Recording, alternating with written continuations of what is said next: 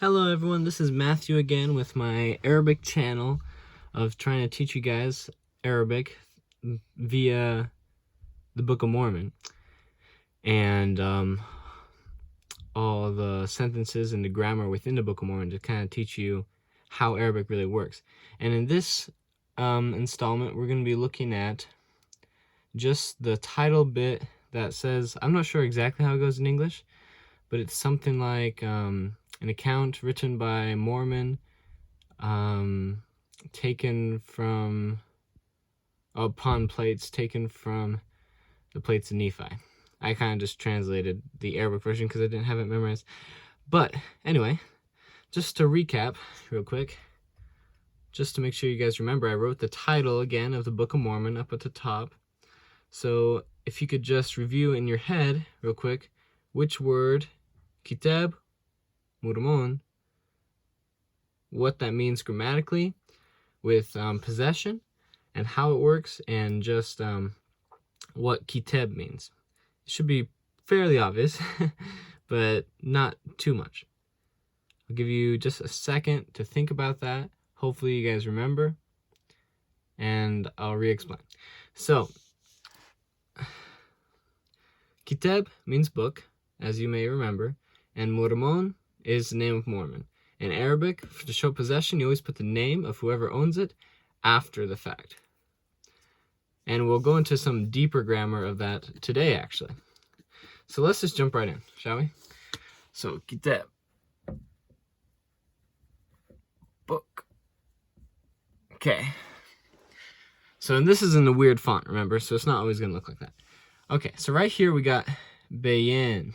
Bayan. Now this word kind of means an account,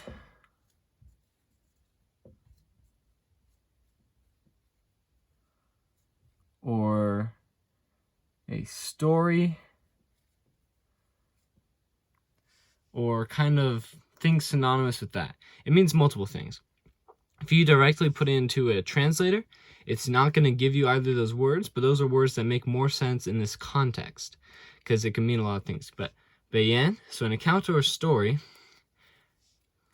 Ketabuhu. Oh, and just to warn you, my pronunciation probably isn't perfect. It's pretty good, because I've been doing Arabic for a good while, but it's definitely far from perfect, because I've been learning it through the Book of Mormon, right? And obviously there's no version to listen to it, sadly. There's not yet on Gospel Library. So there's no way for me to really practice the pronunciation very well. I always type it in, but sometimes the translation isn't perfect, so I'm not even sure the pronunciation is correct. So just warn you, the pronunciation may not be right, but the translation will be right, okay? So, we got Bayan, that is how you say that. Ketabuhu, and Ketabuhu is a little more difficult. You may recognize that that looks a little bit like Kitab, if you remember what Kitab actually looks like, which is, oh, dang it, hard to write. 1 second. It looks like Kitab. That's actually the plural. Kitab. Yeah. And the singular. Oh, other way around. Sorry. This is a regular one. So the singular looks like that. The plural looks like that. You may look and see, well, wow, that looks just like the singular with a ooh at the end. Now this is exactly what we're looking at. The grammar for this is very different than in English, because in English I think it goes like an account written by Mormon. In this version we got this thing that if you ignore the little he right there, we got book. So an account or book, and then we go into the grammatical rule of the who. So in Arabic, if you throw on this at the end, or this at the end, or this at the end, or this at the end, they're all different, or this at the end, they all mean possession. So the one right here is for him. One right here is for us, for me, for you, and for her. Okay? So in this case, you see the who, which means it's his. So we're saying his book. So we're saying Bayan, his book. So an account of his book, Mormon. You may recognize this. We talked about Mormon before. That just means Mormon, right? You may notice this time I put all the little symbols to help you recognize how to pronounce things. If you remember how those work from, hopefully from Duolingo or a different video that would teach you that. Because I'm just focusing here on the grammar, not too much on how the alphabet works. Okay? So, if you directly translate into English, it's basically saying this would be the account part, this would be the written part. But really in Arabic, there's no really way of saying written. There's not like a form of verbs like that. So instead we say his book, as implied that he wrote it. It was written by him because it was his book. So, Bayan Kitabuhu Mormon. So an account of his book by Mormon. Aile, which is a very useful word, you guys need to remember this word, means a number of things. The big one is upon, but it can also kind of mean about, or a number of things that are almost synonymous to upon. Upon's the big one. If you think about upon, and then you think about it in other contexts that aren't physical, you'll usually be able to figure out almost all the time what it's implying. But aile, that's how you pronounce one. Aile. It's got the ain right here. So you gotta pronounce aile. So, Bayan Kitabuhu Mormon Aile Eluah. And Eluah means plates. It also means other things I'm not going to be too concerned about explaining because they don't make sense in this context, like boards and stuff, but it means plates in this context. So we got Bayan Kitabuhu Mormon Aile Eluah, plates. So we got an account of his book of Mormon upon plates. Or if you directly translate into English, an account written by Mormon upon plates. And this is the first verb we're looking at. This kind of is like a verb, but it's more of like a noun with possession. It's not really a verb, even though in English it is a verb. But this is our first real verb right here. Ukhdat. And that means taken in the past tense.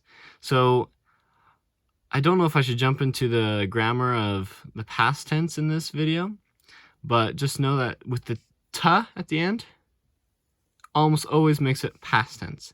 So ukhdat is past tense. And usually if you see this,